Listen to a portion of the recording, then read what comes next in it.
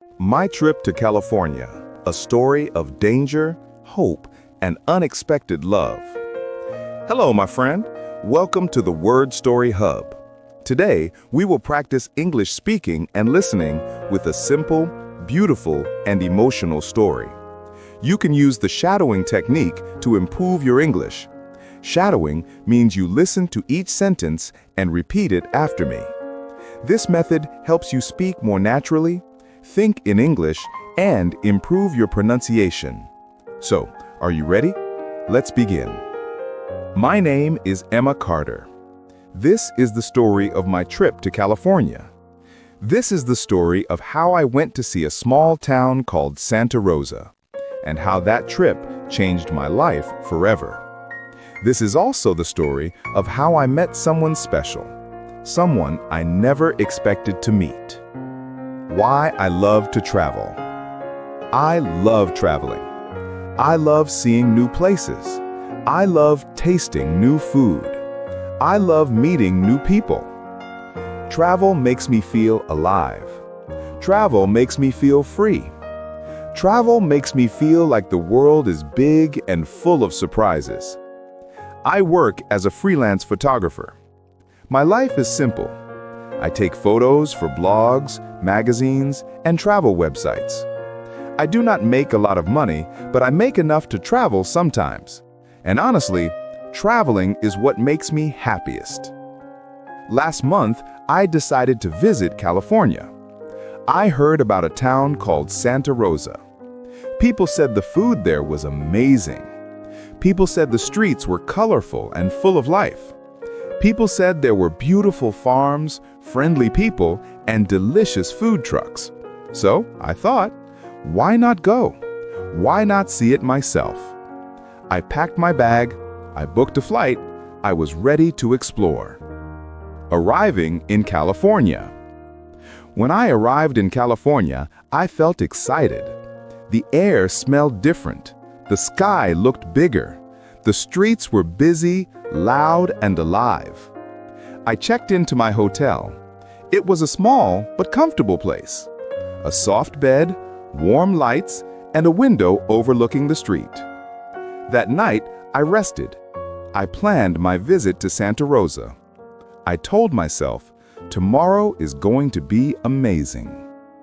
The road to Santa Rosa. The next morning, I woke up early. I got ready quickly. I wore a comfortable dress, a light jacket, and my favorite shoes. I took my camera, my phone, and some cash. I went outside and called a taxi. The driver asked, "Where do you want to go?" I smiled and said, "Santa Rosa." He nodded. "You'll love it there." The road to Santa Rosa was peaceful. I saw long roads lined with trees. I saw rolling hills. I saw small farms with cows and horses. I took photos from the window, excited about everything. After some time, the taxi entered the town. Santa Rosa looked warm, colorful, and friendly. People walked around. Shops were open. Children played near a fountain. I paid the driver and stepped out. A soft breeze touched my face. I smiled. I'm finally here. The food truck. I walked around slowly, enjoying the view. I saw a row of shops, fruit shops, clothing shops, bakeries, and antique stores. Then I smelled something delicious, something spicy, warm, and wonderful. I followed the smell. It led me to a food truck on the corner of the street. The food truck was painted yellow and green. There were pictures of tacos, burritos, and salsas on the side. A man inside the truck was cooking with a big smile. I asked him, "What do you recommend?"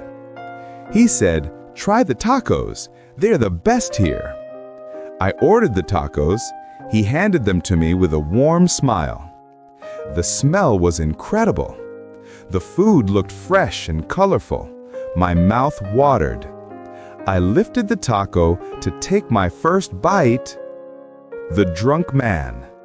Suddenly, someone bumped into me. The taco fell out of my hand. It hit the ground. I stared at it, shocked. I looked up and saw a man. He smelled of alcohol. His eyes were red. His steps were unsteady. I said politely, "Please be careful." He turned toward me, his face twisted with anger. "What did you say?" he yelled. I swallowed. "I just asked you to be careful."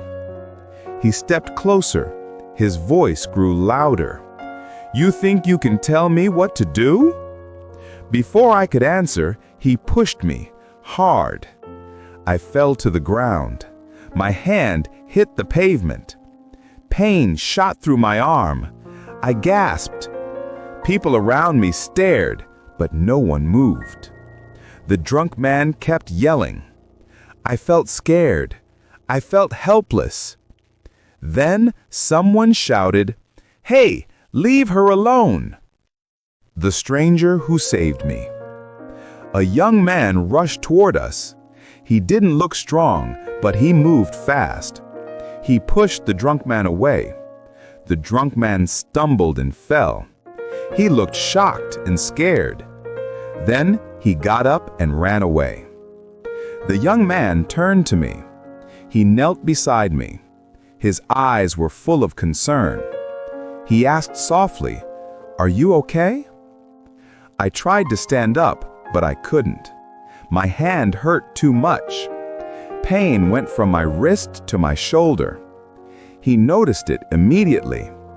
He said, "Don't move, your hand is hurt." I whispered, "It hurts, a lot." He didn't hesitate. He lifted me, gently, carefully, into his arms. He said, "Hold on, I'm taking you to the hospital." I felt safe. I felt protected. I felt like everything was going to be okay.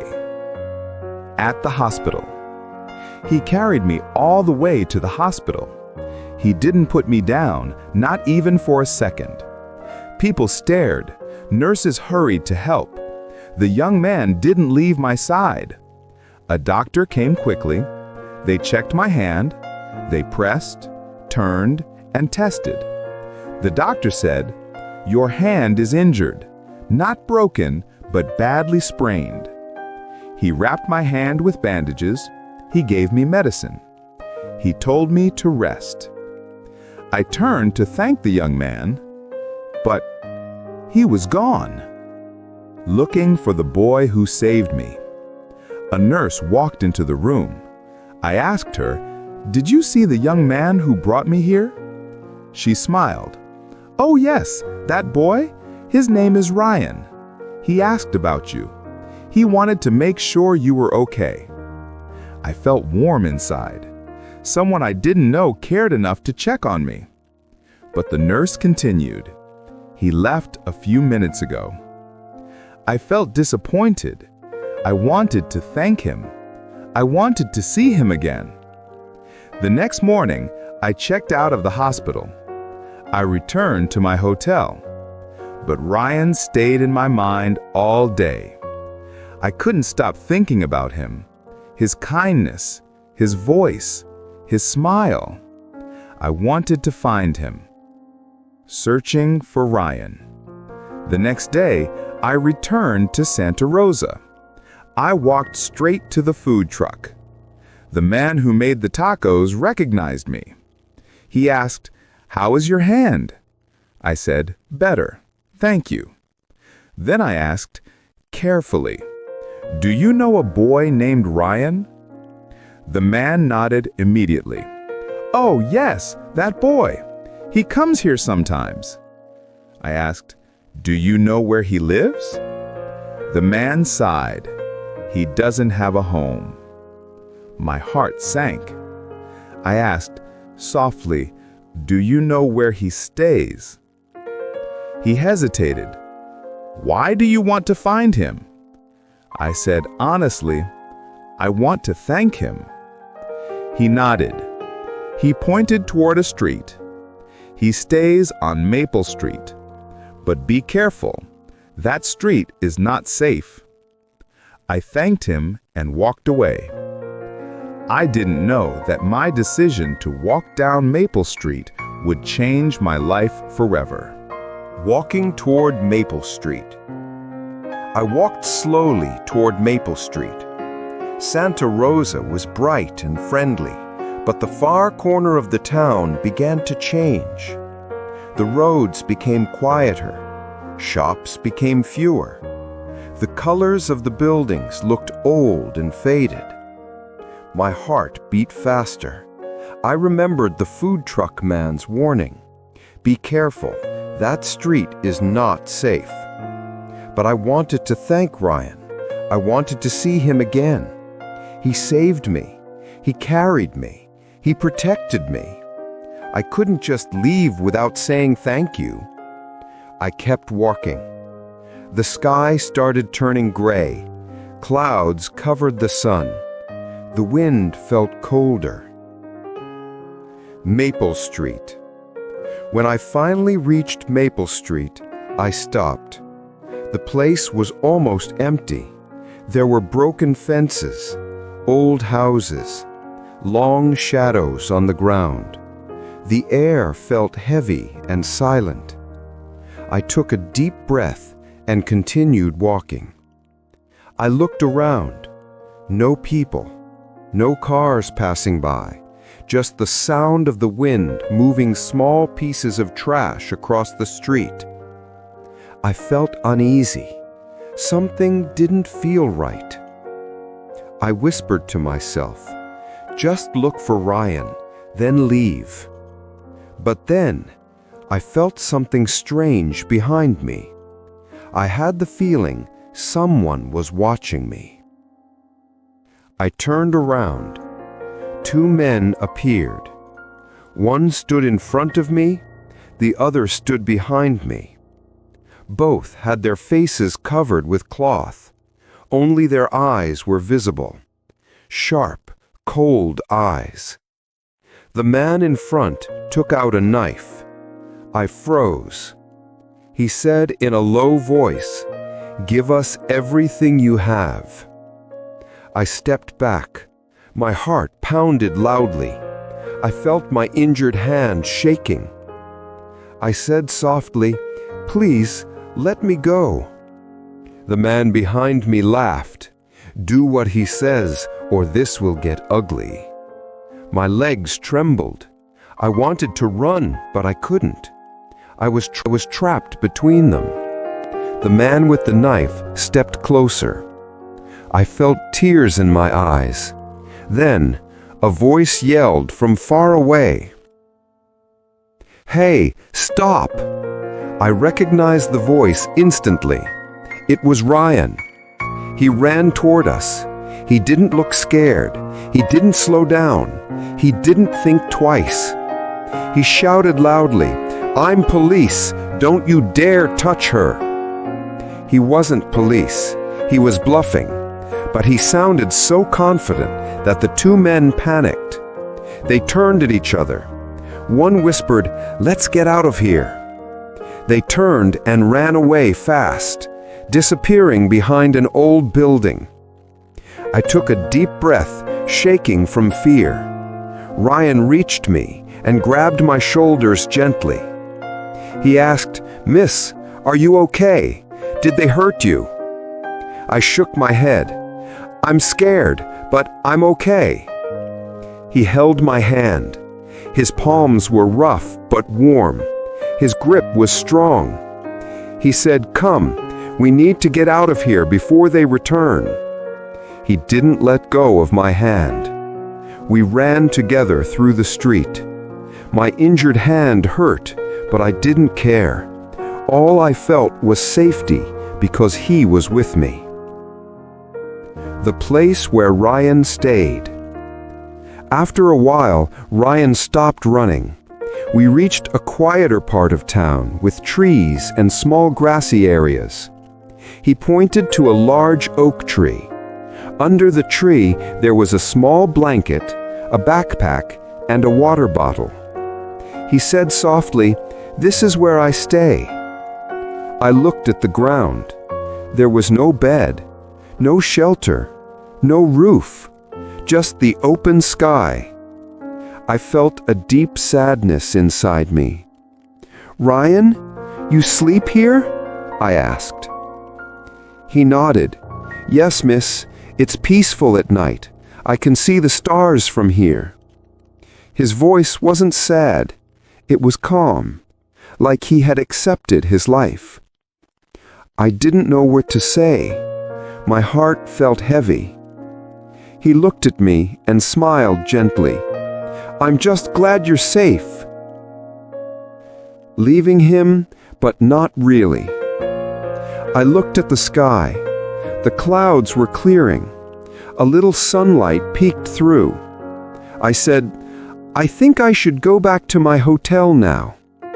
He nodded. "I understand, miss. This place is not good for you." I looked at him again. His smile was soft. His eyes were warm. He looked so young, yet so strong.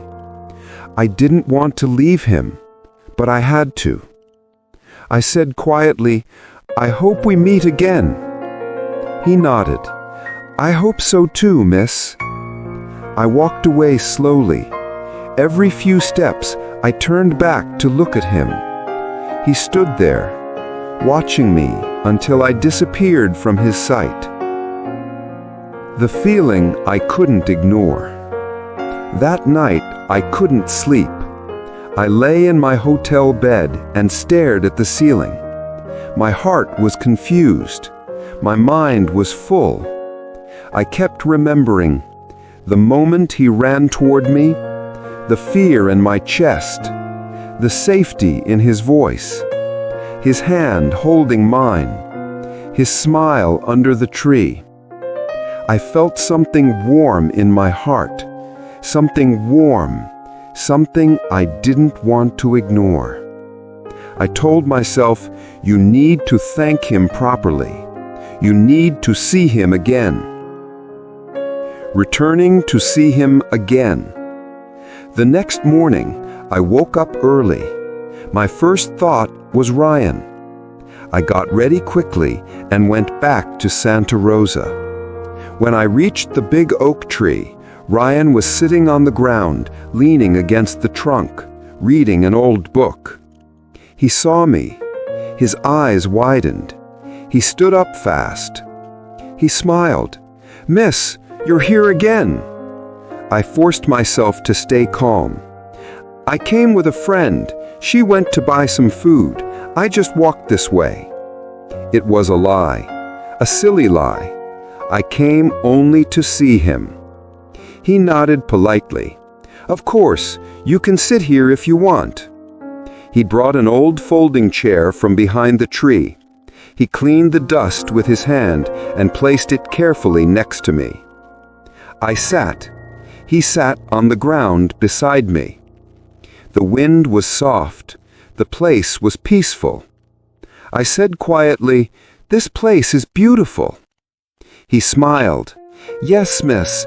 At night the stars look amazing from here. Sometimes I stay awake just to watch them." I said, "I love stars too." He looked up at the sky. "Maybe one day you can come at night and see them."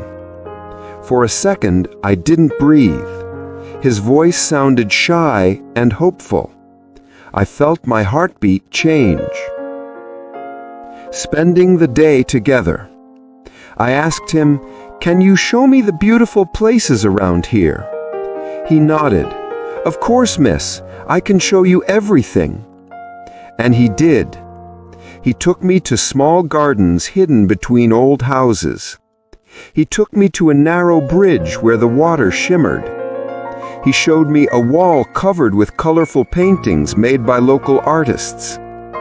He told me stories about each place. His stories were simple, but they were full of feeling, full of life. Time passed so fast. Before I knew it, the sun was low in the sky. He walked me back to my hotel. At the door, he said, "Miss, You should rest. Your hand still hurts." I nodded. "Thank you, Ryan." He smiled. "See you again, miss?" I whispered, "Yes." Going back every day. The next day, I returned again. He didn't even ask about my friend this time. He just smiled warmly. "Hi, miss. Welcome back." I smiled too. "Can you take me around again today?" He nodded happily. "I would love to." And we walked and talked for hours. He told me about his life. He had no family. He grew up in a shelter. He worked small jobs whenever he could. He saved every dollar he earned, but life had been hard. My heart felt heavy with every word, but he always spoke with hope. He never complained. He never blamed anyone. When he finished, he asked, "What about you, miss? Tell me your story." I told him about my life, The search for survivors. Inside the smoky corridor, she heard something. A faint voice, very weak, almost lost in the noise. "Help, please." Maya froze. Someone was alive. She didn't think twice. She followed the sound, feeling the wall with her hand because the smoke was too thick to see. The heat was painful. Her eyes were burning. Her throat felt like fire. But she kept moving. At last, she found a man lying on the floor. His leg was trapped under a piece of metal. He looked up at her with fear. "Please, don't leave me." Maya knelt beside him. "I'm not leaving," she said. "I'm going to get you out." She tried pulling the metal, but it was too heavy. The man cried out in pain. Maya looked around. There was almost no time. The building was shaking. More debris was falling. The air was getting darker. But she refused to give up. She used all her strength. She pushed. She pulled. She kicked the metal piece. Finally, it moved. Just enough. She dragged the man up with all her strength. "Stay with me," she said. "You're going to make it." He held on to her arm as she helped him walk. Step by step. Slow. Painful. Dangerous. But they kept going. Going back into the smoke. Maya took a deep breath. Her lungs hurt. Her legs were shaking. But her heart was strong. She turned around and ran back toward the building. A firefighter shouted, "Ma'am, it's too dangerous." But Maya kept going. She wasn't thinking about herself. She was thinking about the voices she had heard. The people still waiting for help. People who might not survive if no one reached them in time. She stepped back into the darkness and the dust. The world inside was even worse now. More smoke, more heat, more silence, and more fear. But Maya didn't stop. Saving more lives. As she reached another hallway, she heard crying. A woman's voice, soft, shaking, terrified. "Somebody, please." Maya followed the sound and found two people, a young woman and her co-worker, hiding behind a fallen cabinet. They were covered in dust. The woman's hand was bleeding. The man was coughing non-stop. Maya knelt beside them. "I'm here. You're safe now. I'm going to get you out." The woman grabbed Maya's arm tightly. Please don't leave us." "I won't," Maya said again, and she meant it. She helped both of them stand up. They could barely walk, so she put one arm around each of them. Slowly, very slowly, she led them toward the stairwell. Every step was a struggle. The floor was hot beneath their feet. The air was thick as fire. The building groaned like it was alive and in pain. But Maya talked to them the whole way. "You're doing great. Just a little more. Don't give up. I'm with you." Her voice kept them moving. Her courage gave them strength. Finally, they reached the exit. Firefighters rushed to help the injured. One of the survivors looked at Maya with tears and said, "You saved our lives." Maya shook her head. "I just did what anyone would do." But deep in her heart, she knew not everyone would. The moment that changed everything. Just as Maya stepped back to catch her breath, a massive roar filled the air. The ground shook like an earthquake. Firefighters started yelling. People screamed. Maya looked up and saw the tower begin to fall. Everything slowed down. Dust, glass, concrete, smoke rising like a giant wave. A firefighter grabbed Maya and pulled her behind a fire truck. "Get down!" he shouted. The world turned dark. The air exploded with dust and debris. Everything went silent, then everything went loud. Maya closed her eyes and prayed that the people she helped were far enough away, safe, alive. When the tower collapsed, the sound was like thunder, like the sky breaking apart, like the whole world falling at once. Maya felt the shock wave hit her. Dust rushed over her like a giant storm. She couldn't see anything, not even her own hands. She pressed herself into the ground, covering her face, trying to breathe through the darkness. The air was thick, hot, heavy, silent. For a moment, she thought, "This is it. I might not get out alive." But then, she remembered the people she helped. She remembered the lives she saved. And she told herself, "No, not today. I'm not done yet."